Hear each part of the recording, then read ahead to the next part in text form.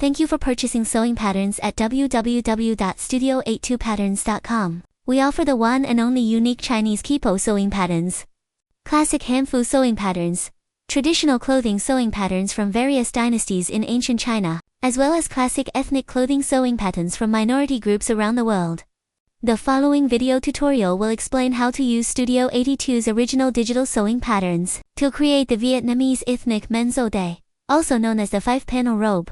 First, let me briefly explain how to print the digital sewing patterns sold in our store, and how to assemble the pattern pieces. Please note that you should first print out the pattern, and then cut it out for use, not the other way around. Otherwise, you will end up with a pile of paper scraps, and have no idea how to piece them together. When you print out the pattern, you should know, different printers may have different default margin value. The difference may vary from 1 mm to 5 mm. It is not possible to remove the predefined physical margin reserved for the printer. Value is a fixed thing associated with certain type of printers. It can't be removed. So, the easiest way to assemble the pattern is to use the PDF file with margin 0 mm. Just put the paper edge by edge. But please be aware that the lines of the pattern are not totally printed out on the edges, due to the printer's physical margin. When you assemble the papers together, make sure the lines on two papers go along with each other on the projected curves. Do not directly abut the lines together, you may lose the length. You may also draw the missing parts of the lines by yourself, as long as it goes with projection of curves. Or you can save the time, just draw the line in your mind. Now, let's go over how to put the pattern pages together. On the first page, as you can see on the screen, you'll find my instructions. They explain that you should arrange the printed pages in order, left to right and top to bottom. It also tells you how many pages are in each row and column, so you can't get it wrong. One more thing about the size, you can check the item gallery. There is size table, in both metric and imperial. Please note the size table shows the actual apparel measurement. So, when you choose the size to sew, you may add 6 cm more, at least to your body measurement. For example, if your bust measurement is 86 cm, then you should add 6 cm to 12 cm to it.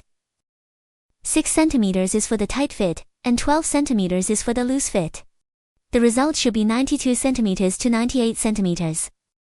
It means you should choose the pattern size based on these two figures, 92 cm to 98 cm at the bust. If you choose item with stand collar, you should take neck girth into your consideration. Also, you should add 2 to 3 cm to the neck girth measurement. Last but not least, don't choose the size only based on the name of the size, but you can always send me your body measurement. Let me choose it for you, ASAP.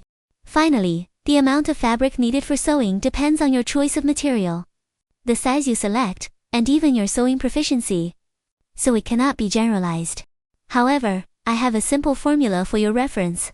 The amount of fabric you need depends on the fabric's width. For wide fabric, able to fit the front and back bodice, side-by-side dress length, plus sleeve length plus 30 to 50 cm.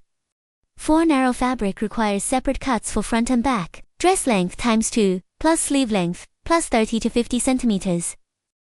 The pattern for the 5-panel is very simple, consisting of only 4 parts. From left to right, they are: right front placket, main body, standing collar, auxiliary pattern for cutting the neckline. We have selected a fabric length that is at least twice the length of the robe's body, plus seam allowance, plus the height of the collar, and the length of right front placket. The fabric width should be at least twice the shoulder width. If the fabric is too narrow, we must ensure that its width is no less than the shoulder width, since the sleeves can be cut separately and attached. If sleeve piecing is required, the total fabric length needed must also include the sleeve length and the height of the collar. We begin by folding the fabric along the warp direction with the right sides together, and then press the fold line.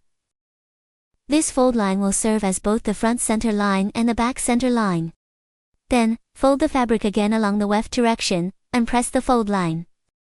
This fold line corresponds to the shoulder sleeve line. When the fabric is opened slightly, it should appear as shown on the screen. Align the front center line and the shoulder sleeve line of the main body pattern with the corresponding folded center line and shoulder sleeve line on the fabric. The arrow on the screen indicates the suggested line where the sleeve can be cut off. If the width of your selected fabric is insufficient to cut the entire sleeve in one piece, You can separate the sleeve from the main body along this line. Cut the sleeves separately, and then attach it to the garment later. Please note, if you choose this method, you must add an additional 1 cm seam allowance to both the new armhole of the main body and the connecting edge of the sleeve when cutting. What you see on the screen now is the main body part that has been cut out using this method. Now we will cut the sleeve separately. First, fold the fabric with the right sides together along the weft direction and press the fold line. This line serves as the shoulder sleeve line. Then, fold the fabric along the warp direction and press the new fold. Align the cut sleeve pattern piece with the shoulder sleeve line on the fabric. Mark an additional 1 cm seam allowance at the joining section on the fabric, and then cut the sleeve piece along the direction indicated by the arrow. This completes the full main body section. Now we are using an auxiliary pattern to cut out the shape of the neckline. First, we unfold the folded portion along the shoulder neckline as shown on the screen. The arrow indicates the crease of the shoulder neckline. The right side of the crease is the front piece, and the left side is the back piece. Then, place the auxiliary pattern for cutting the neckline on the fabric exactly as shown on the screen. Please ensure that this straight line on the pattern aligns with the crease of the shoulder neckline on the fabric. Additionally, the edge of the pattern indicated by the arrow should coincide with the front center line of the fabric. Then, cut along this edge of the pattern to shape the neckline. Cut along the front center line crease to separate the front piece. This is the garment front. This is the right side of the fabric. This is the wrong side of the fabric. This is the garment back. Then we sew the sleeve piece to the garment body. This is how it looks after sewing. Now, with the right side of the fabric facing up, place the right front panel pattern on top. Cut out the right front panel.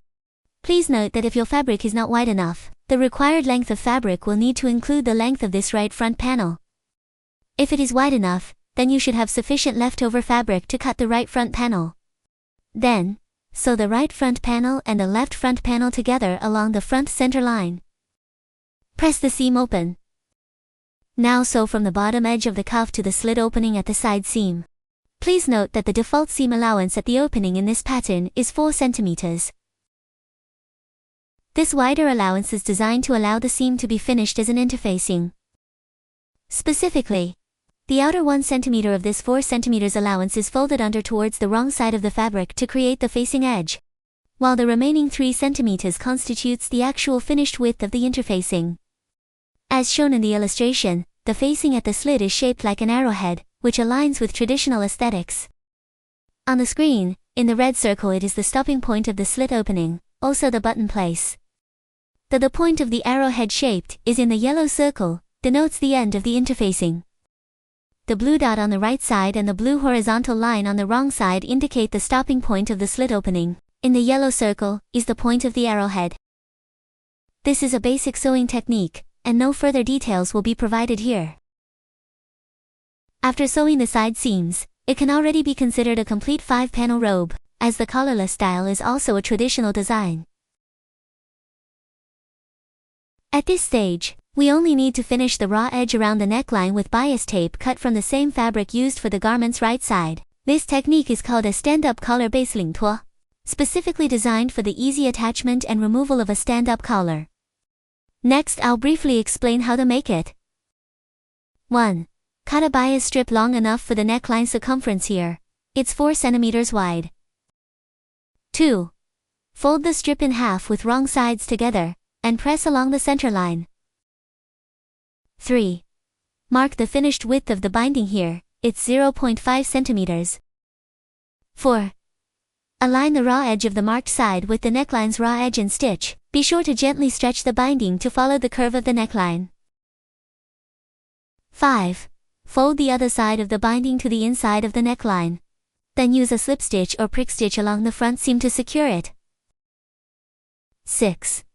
This is how the neckline looks from the front, the hand stitching is invisible. 7. Then, from the inside, secure the edge of the binding with a blanket stitch or herringbone stitch around the entire neckline. 8. This is the finished 0.5 cm wide, stand-up collar base领拖. 9. Once the stand-up collar is made, use a basting stitch to attach it to the inside of the facing. Next, we will make the stand-up collar. If you do not intend to create a detachable stand-up collar, you can simply attach the collar to the neckline using the conventional method. In that case, there is no need to finish the neckline with bias binding. However, if you wish to make a detachable stand-up collar, allowing you to easily remove it for a collarless 5-panel robe style, or attach it when a collared look is desired, then please continue following the instructions below. Fold the fabric with the right sides together, and press to create a crease, which will serve as the back center line. A line along this crease to cut 2 collar pieces. Then, remove the seam allowance from the collar pattern, and use it to cut 1 piece of stiff fusible interfacing. For the inner collar piece, next, fuse the interfacing to the wrong side of the inner collar piece. Place the 2 collar pieces right sides together, and sew along the outer edge, leaving the bottom seam allowance unstitched. Turn the collar right side out and press it flat. Then, fold the seam allowance at the neckline inward, and press to create a crease. Finally, hand stitch the outer and inner collar layers together along the pressed crease to secure the seam allowance.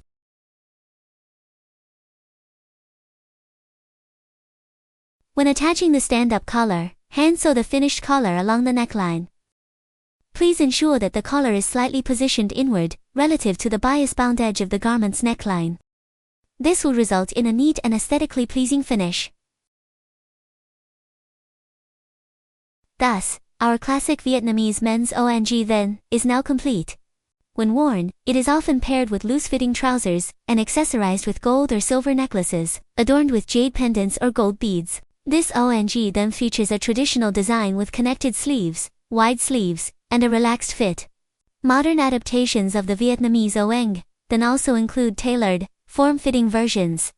When time permits, I will create patterns for such modernized styles as well. Stay tuned for updates. Thank you for choosing my personal website www.studioa2pattern.com to purchase sewing patterns. Here, you will find the patterns you desire at more competitive prices.